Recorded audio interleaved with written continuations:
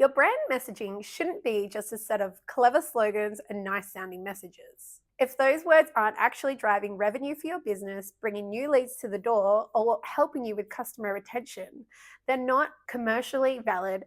They're just a pretty poem. You're going to want to steal this strategy. Look, while some big brands have these taglines that we all know and they're short and succinct, probably what we don't realize that they are backed up by a whole slew of supplementary messages that are consistent across every touch point that they have.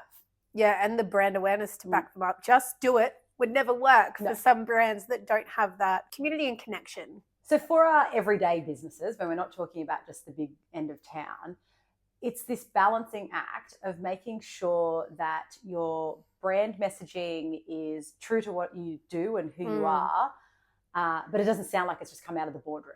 Yeah, it needs to be purposeful. Yeah. So it needs to have a purpose. Is it part of your retention strategy?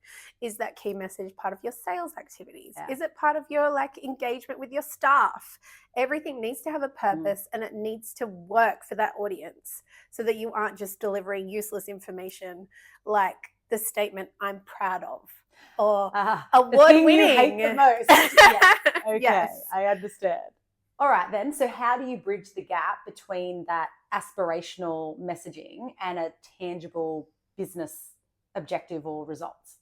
Yeah, I think a lot of it comes down to truly understanding your audience and their pain point and using your key messaging to address that in the way that aligns with your value proposition as a business. It's also really important to be considering, well, what is the commercial objective? What is the outcome from this specific messaging that we want? Are we looking to increase the average deal size? Or are you looking at how you can differentiate from another competitor so that you've got your own little space that you own? Or perhaps you're moving into a new market and you need messaging around that as well. There's lots to consider at the stage that your business is in and your goals. Because you have your overarching brand messaging, but then obviously, I was talking about those supplementary messages before. Yeah. It then needs to be targeted to what your outcome is, what you're looking to achieve.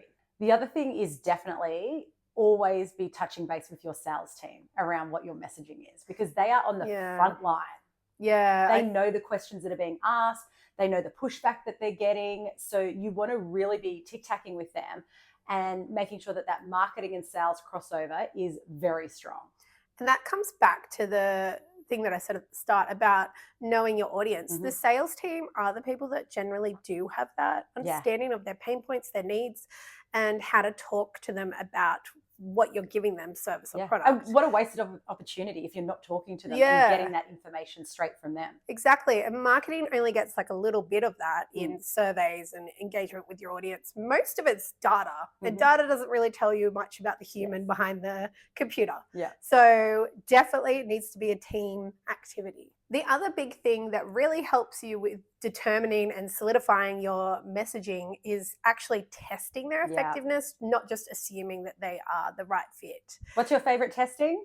A/B testing. A/B testing. On platforms like Meta, if you're running Meta advertising, that is such a great place because you can do dynamic text and you can see what's actually hitting. If you're just testing headlines, you can compare your headlines, you can compare your captions in another one. That is such a great way to test if it's actually working. Let's be honest, because nice words don't generate revenue, strategic words do.